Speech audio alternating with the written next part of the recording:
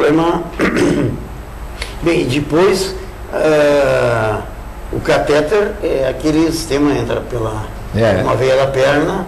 O mais comum é fazer pela virilha ali, pela artéria femoral, tá? Mas pode ser passado pelo braço, pela artéria radial também, tá? Então tem duas maneiras de acesso aí, tá? E aquilo tem uma câmara na ponta, alguma coisa? Não. Realmente o catéter é mais ou menos dessa espessura, tá? E ele é oco, então eles podem injetar contraste radiológico. Então eles vão filmando com uma câmera radiológica, então aparece o raio-x de maneira constante ali, tá? E eles, quando chegam nas coronárias no local, eles injetam um pequeno contraste, ele já divisa se está perto da coronária ou não. Um contraste radiológico, aparece opaco no raio-x, tá? É assim que eles fazem, mas não tem câmera lá na ponta. Não tem. Não. E aí vai monitorando aquilo ali. O que eles fazem é passar pela horta. As coronárias, na verdade, são três, mas tem uma que se divide em duas. A coronária direita é única, a coronária esquerda se divide em descendente anterior esquerda e circunflexa. Então ela tem uma divisória. Então o que eles fazem? Eles colocam na entrada da coronária aquele catéter, ele injeta um contraste, então fica toda opacificada a coronária, como se fosse uma raiz, assim, vamos dizer, tá? E aparece bem no raio-x, eles vão filmando aquilo ali, tá? Então eles filmam aquela parte, depois pegam a outra coronária, a coronária direita, e injetam o contraste de novo. Eles filmam aquilo. Daquele filme, daí acabou o exame. Normalmente para por aí. Às vezes eles injetam no ventrículo esquerdo, também o contraste, quando tem problemas de válvulas cardíacas, que quer ter uma visão melhor, tá? Mas depois de filmado isso, acabou o exame, eles fazem um curativo compressivo na região, tá? E passam esse exame que eles filmaram, quadro a quadro, no computador. Daí digitalizam o exame e passam quadro a quadro para divisar exatamente onde estão as lesões, tá? Porque o local onde não passa direito o sangue tem um estreitamento na artéria, certo? E o estreitamento se dá pelo colesterol no sangue? A causa mais comum é o depósito de colesterol, mas na verdade o próprio colesterol é resultante de uma doença inflamatória orgânica. Então antigamente se achava que é uma deposição simples de colesterol, ia acumulando colesterol até entupir as artérias. Hoje em dia se viu que não é bem isso. Na verdade é uma inflamação orgânica, uma inflamação de todo o organismo, tá? E essa inflamação gera vários tipos de doenças. Uma das doenças que ela gera é a aterosclerose. Tem outras doenças que ela gera, por exemplo, diabetes, hipertensão, tá? Então são todos de um estado inflamatório geral do organismo. Agora você vai me perguntar o que leva ao estado inflamatório. Exatamente. E aí tem N causas. Não está bem decidido o que é. Uma parte é autoimune, quer dizer, o próprio corpo gera anticorpos que danificam as artérias. Uma parte, provavelmente, são vírus que a gente recebeu antes e está atacando os vírus, mas está atacando as células junto do organismo. Porque os vírus são muito semelhantes a algumas células que a gente tem. Eles tomam uma capa protetora que é semelhante às proteínas do corpo. Tá? Então acaba o organismo atacando suas próprias células pensando que são aqueles vírus que estão atacando. Tá? Então esse é o estado autoimune. Tá? Outra coisa são as poluições ambientais. Tá? Então Sir Bernard Shaw, que foi um grande naturalista, disse há mais de 100 anos atrás o seguinte, que só tinha dois tipos de doenças: as infecções e as poluições. Eu acho que ele estava certo. Então, as infecções, a maior parte virais, as bacterianas, que você sabe, tá? Mas as poluições são muitas e são pouco divulgadas. Então, eu acredito que a região onde nós vivemos é uma região muito poluída, por mais que não apareça reportagens a respeito. Tá? Então, o polo petroquímico aqui emite muitos vapores e tem muita perda de gás. As instalações dele, além daquele flare que fica queimando substâncias dia e noite. Tá? Então, acho que muito das substâncias vem para cá, porque o vento realmente toca aqui para Montenegro até Salvador, na verdade. É a região onde vem mais o vento.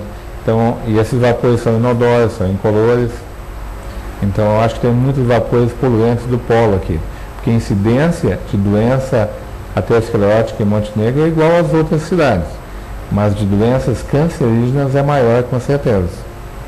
Tá? Não pode ser coincidência. Isso aí. Existem poucos estudos a esse respeito, aqui e em outros lugares. Tá? Isso tinha que ser uma iniciativa da saúde pública, mas normalmente eu acho que é a Melindres para fazer esse tipo de investigação. É a ideia que eu tenho. Então as poluições estão aí. E não é só poluições químicas, né? Por exemplo, quanto as correntes eletromagnéticas que a gente recebe todo dia fazem de alterações do nosso organismo. Que não haviam isso antes. Né? Pois é, o nosso morro aí é crivado de antenas. Nós temos as transmissões celulares, de telefonia e tantas outras aí de internet, né? Tantas outras aí. Aqui é uma bacia aqui em Montenegro, então as ondas batem e voltam em todos os lugares aqui. Então acho que isso aí também tem muita influência. Linhas de alta tensão, tem vários lugares assim que tem linhas carregadas, perto de casas, perto de escolas. Né? Então eu acho que é uma soma dessas coisas que está acontecendo aí.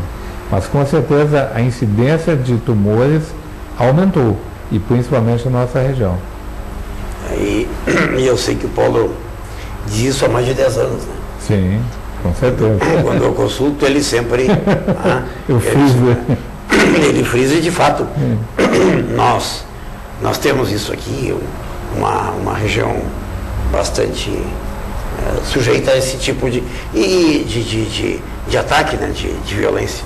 E que, efetivamente, vai ter que ter um estudo. Mas o Brasil não tem, Paulo, recursos primários assim, para fazer esse tipo de atendimento. Imagina um estudo dessa natureza, quer dizer, é muito pouco feito no Brasil, né? Então, vamos esperar o que aqui? É verdade, mas pelo menos deve ser alertada a população. Sem dúvida, algum médico que nem o Paulo vai ter que dizer.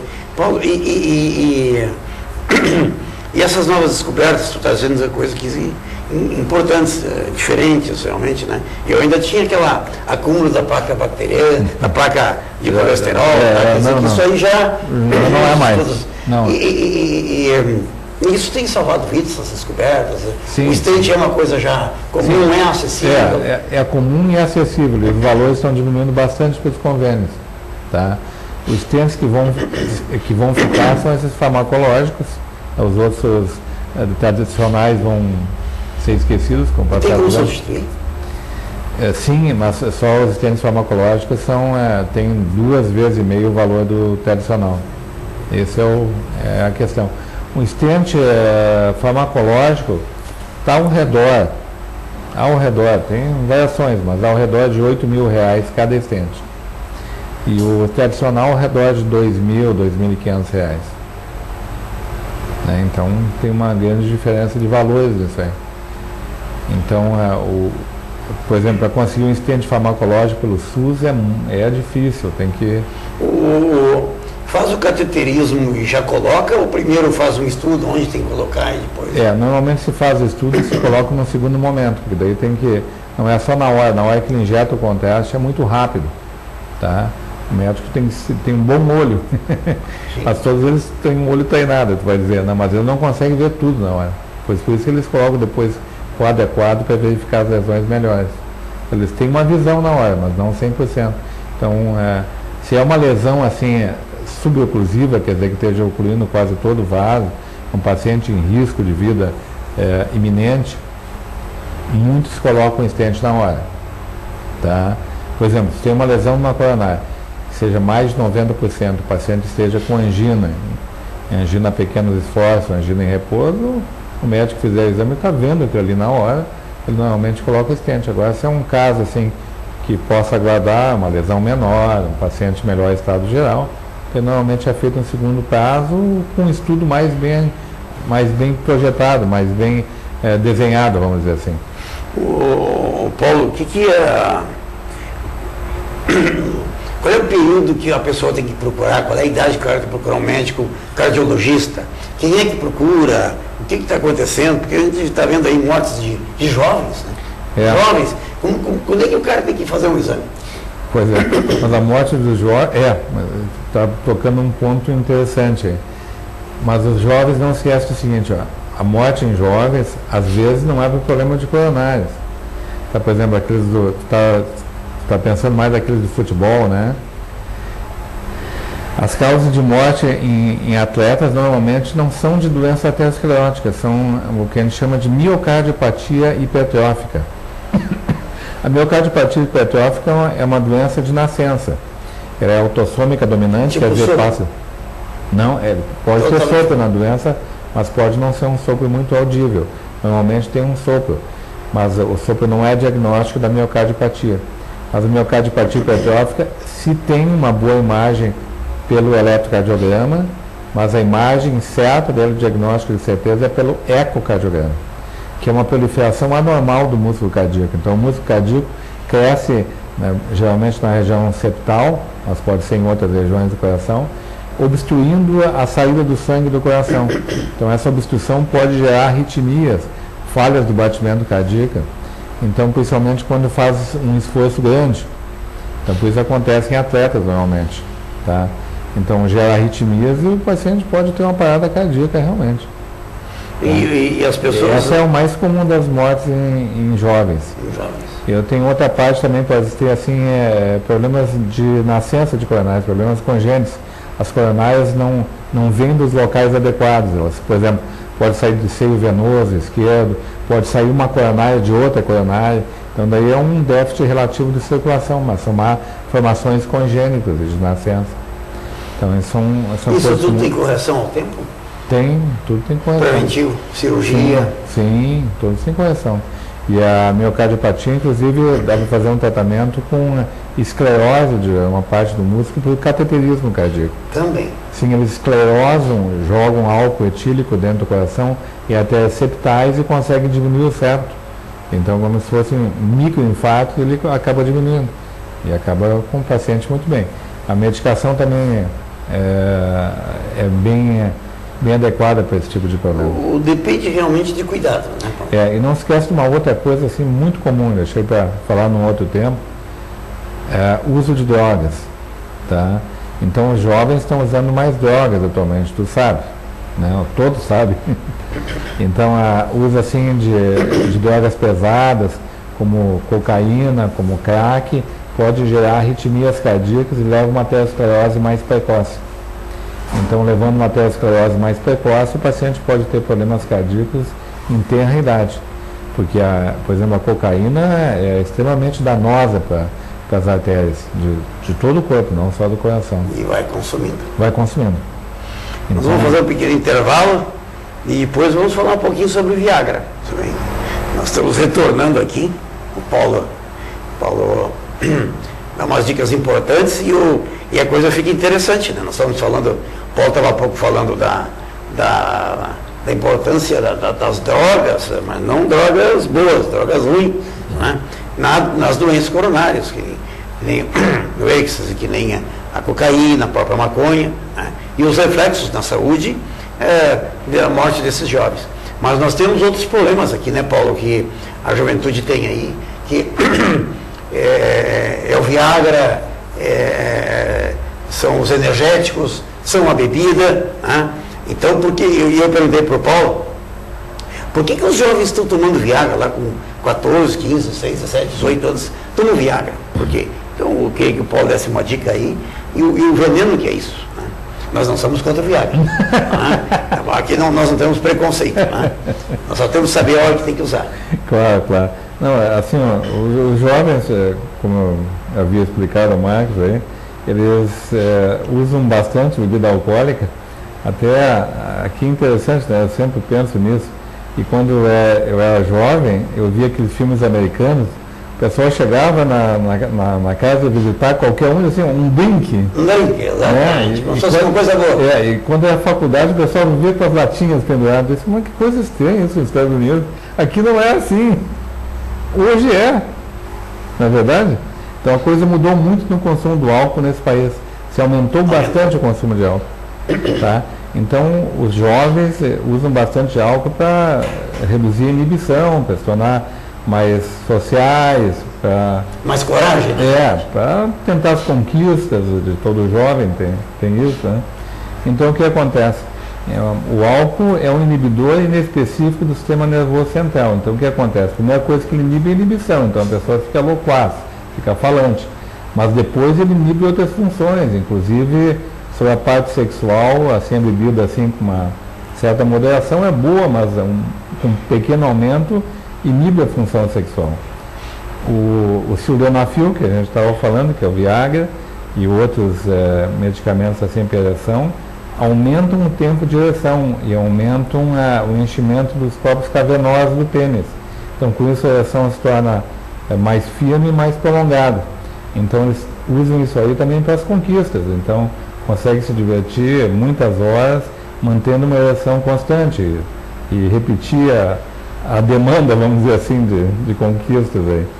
Mas, por outro lado, assim, não é um medicamento que tenha sido aprovado para uso em jovens e nem com bebida alcoólica junto. Não há estudos assim que comprovem assim que ele é seguro nessa situação.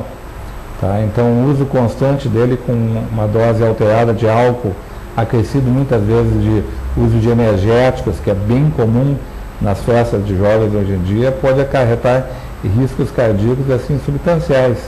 Então, aumento de arritmias cardíacas, espasmo de coronária, que é outro problema que pode acontecer. O espasmo é como se fosse uma cãibra na coronária. A coronária fecha, tá? E realmente pode levar até um infarto no músculo cardíaco. Tá? Mas fecha porque há um espasmo dela, mas por excesso de catecolaminas, excesso de substâncias adrenérgicas circulantes. Como esses energéticos dão muitas substâncias energéticas, a ativação do ambiente, mais a bebida alcoólica, mais a privação de sono pode levar até acidentes fatais com esse tipo de combinação de substâncias. Eu comentava com o Paulo que o energético, na verdade, foi criado pelos Estados Unidos na Guerra do Vietnã, quando aqueles jovens precisavam, às vezes, ficar 2, 3 noites sem dormir, porque estavam numa batalha e às vezes não havia substituição de soldado e tal, e a salvação era o energético, porque aí o mantinha acordado. E esse é o efeito, vocês imaginam, essa não é a natureza. O corpo humano precisa de descanso, precisa de sono, precisa dormir. E aí aquilo incentivava, né? Eu vou tomar aí 1 litro de café para mim não ter acordado. Isso tem um reflexo mais tarde. Isso. E hoje os jovens, então, como explica o Paulo, aí a gente vê isto, até se preocupa que não acredito, Paulo, que esses remédios tipo Viagra e outros do mesmo gênero são tão consumidos por pessoas de mais idade que necessitam disso, como pelos jovens. E vê aquelas baladas assim intermináveis, né? E se sabe que, na verdade, esse tipo de remédio ele não traz o libido. O libido é uma coisa que você tem que ter, ele traz a ereção.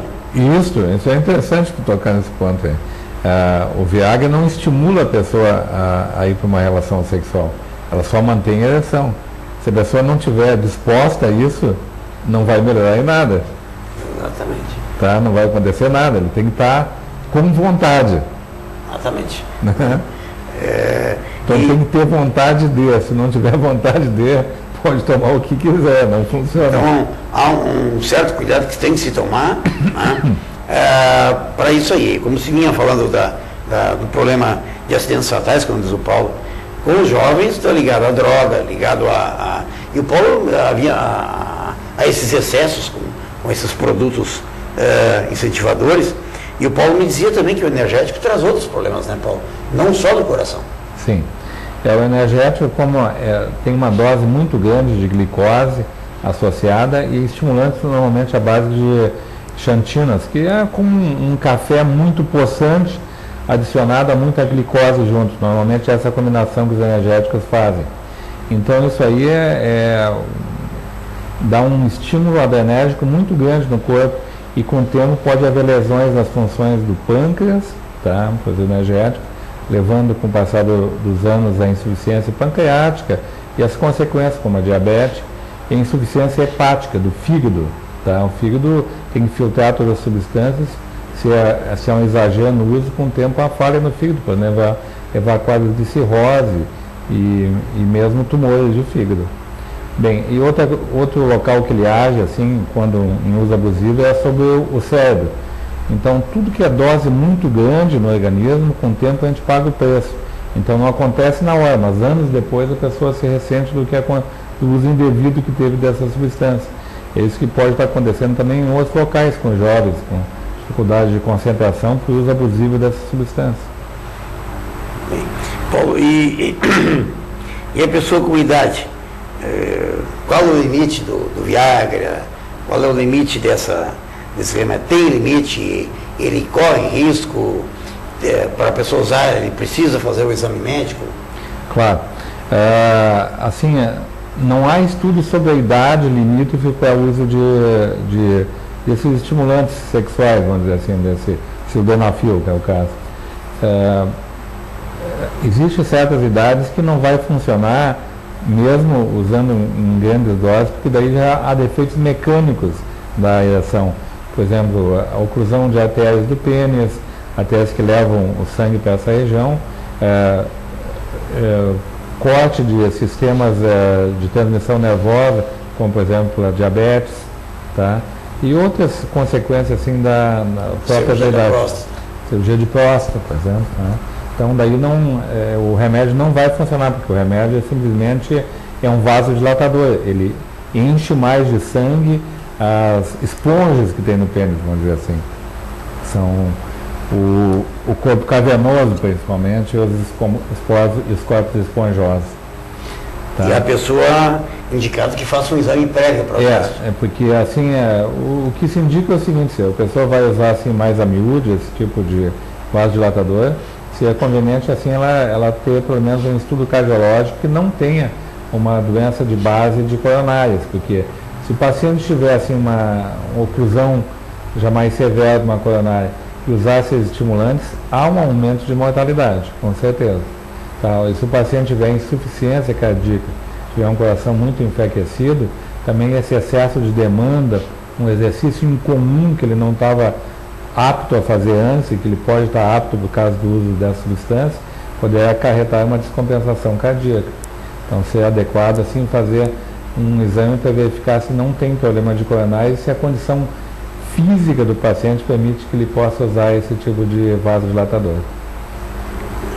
Então, fica aí o conselho do Dr. Paulo para as pessoas, nada contra o Viagra. Não. Apenas um cuidado. Não, esse veio para ficar. Esse veio para ficar. E surgiram outras, né? Sim. Marcas parecidas e tal. Né? Existe assim, vasodilatadores de permanência mais ampla.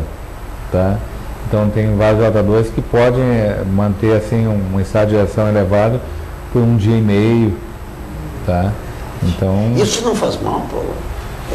Tamanha, porque aquilo ali é, na verdade, circulação. Mas ele é um vasodilatador. Assim, o uso dele isolado em si, se não tiver outras complicações, como a gente já referiu antes, em si não é prejudicial ao organismo. Até tem urologistas que recomendam o uso mais a miúde para manter uma ereção com o passar dos anos. Já existe uma escola que fala a favor dele. Tá? E esse tipo de substância também hoje em dia é usado para outros problemas, por exemplo, hipertensão pulmonar, que é uma substância onde os vasos do pulmão estão com pressões muito elevadas, mas só os vasos do pulmão. Tá? Por várias doenças, mas hipertensão pulmonar. Então se usa, é uma indicação formal, o uso de sildenafil nessa substância com bons resultados. Então se usa de outras maneiras que não se usaria só para fins de ereção. Tá? Então é uma substância que hoje em dia se indica bastante. Os urologistas, os andrologistas, os médicos de modo geral usam assim a miúde. Só eu creio que assim, estando em uma faixa etária assim, acima de 45 anos e tendo fatores de risco para doença aterosclerótica na família ou um problema de base do coração, seria conveniente assim, fazer pelo menos assim, um teste de esforço antes de utilizar essa substância. Paulo, para o cara ter uma vida boa, se dá bem com o coração, além de um bom cardiologista como o Paulo, o que tu indica?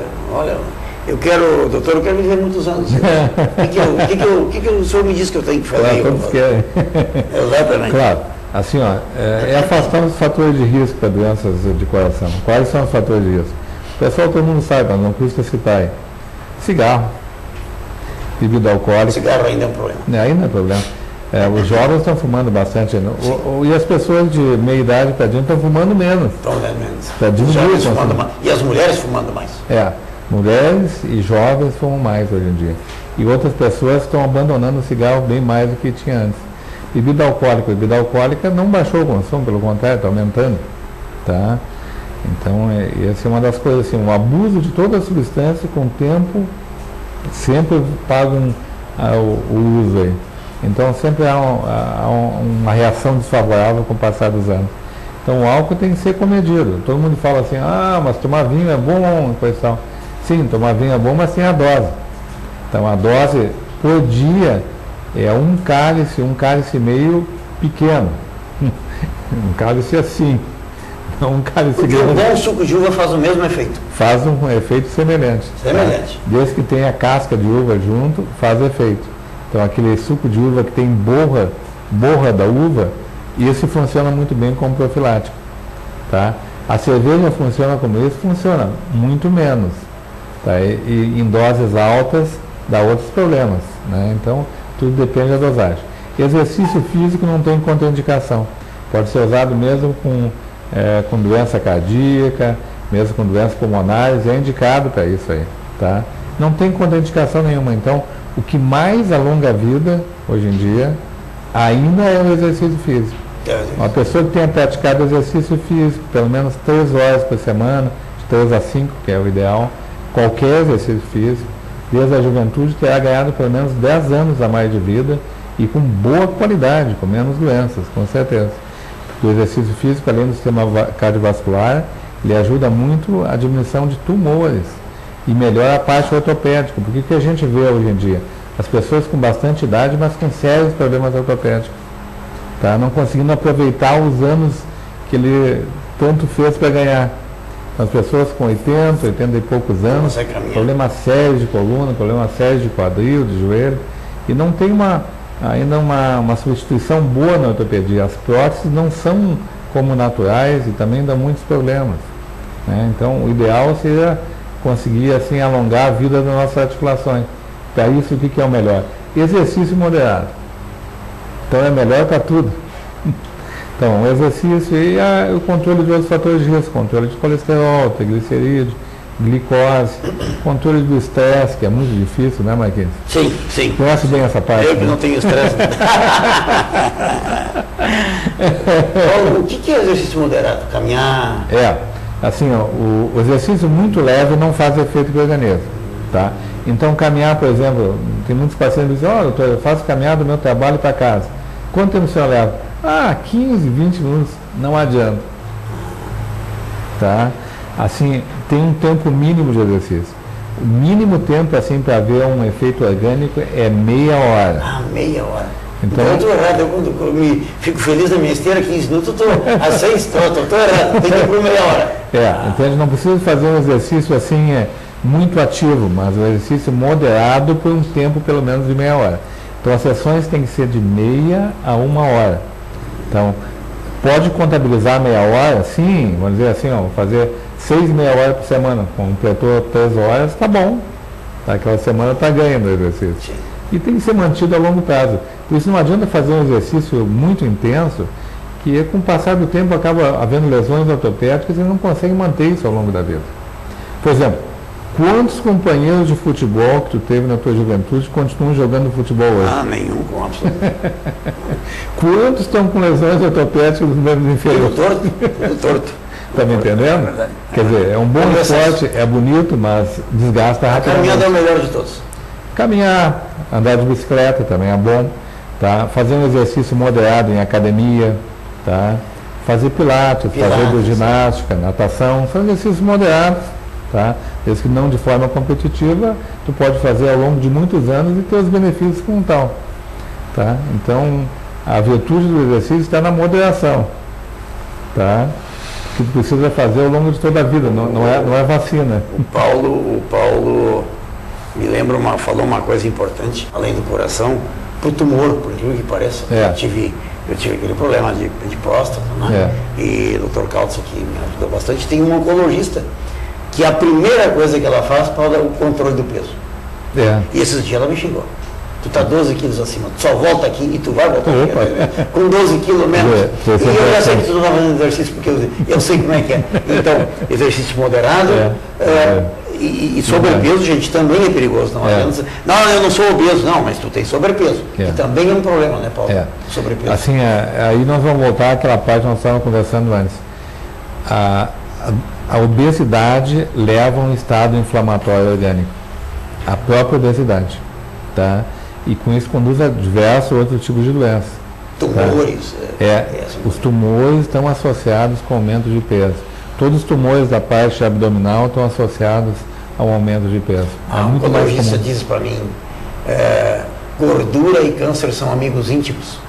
São amigos íntimos. Mas tu vê, como todas as coisas, uma tem relação com a outra. Essas relações não estão tão bem estudadas como a gente gostaria. Mas a gente sabe que há relação disso aí. A obesidade tem relação com inúmeros tipos de doenças. Tá? E a redução de peso sempre aumenta a expectativa de vida. É interessante isso aí. Tá? Mas quem vive mais? São os mais magrinhos ou são aqueles que estão um pouquinho acima do peso? Não sei. Os que estão um pouquinho acima do peso. Mesmo? Vivem mais que os magrinhos. Por quê? Porque acontece o seguinte, quando eles precisam de ter uma certa reserva orgânica, por exemplo, fazem uma cirurgia. Tá? E aí não tem. Daí não tem. Daí sobrevivem infecções e a perda de tecidos e acabam... Os modelos estão a risco. Não são os longevos. Então, um pouquinho de peso da branca já... É isso aí. Sobrepeso já é perigoso. Então tem que ter uma moderação também no peso. Muito bem. Muito bem, nós estamos chegando no fim do nosso programa. Agradeço, Paulo, pelo carinho de ter vindo aqui, pela atenção. Principalmente o progresso que nós estamos trabalhando para que volte a ser o nosso... Né? Nós temos jornais maravilhosos aqui no IGA, mas o progresso também tem seu espaço. Sim. Né? É o nosso jornal mais tradicional. Espaço para todos, sem dúvida nenhuma. Né? Paulo, te agradeço por ter vindo aqui, ter tirado teu tempo. Paulo é um homem extremamente ocupado, com certeza lá no hospital já estão esperando ele, em casa também. Né? Quero que tu leve um abraço do João Batista, do Andrews, que me acompanha sempre, todo o grupo aqui. Não, obrigado, Marcos. Obrigado pela oportunidade de poder discorrer desses temas com vocês. Então tá, e se você está com alguma dúvida, dá uma pulinha no Paulo, que ele vai te quebrar lá. Eu já estive lá e ele bota a gente na pesada lá, mas é um excelente profissional. Então, a todos, agradeço pela companhia, né? Um abraço muito grande no João Batista, um abraço no Anderson, que está sempre nos apoiando. E a ti em especial, Paulo, a todos os médicos, né? O pessoal da saúde, né? Dos nossos dois queridos hospitais, Unimed e HM, né? E a vocês todos, que espero que tenham aproveitado um pouco do que o Paulo fala aí. Essa coisa é séria, gente. E os jovens, vamos cuidar dos energéticos, está muito fácil de comprar energético, né, Paulo? Uma boa noite a todos, muito obrigado. Boa noite.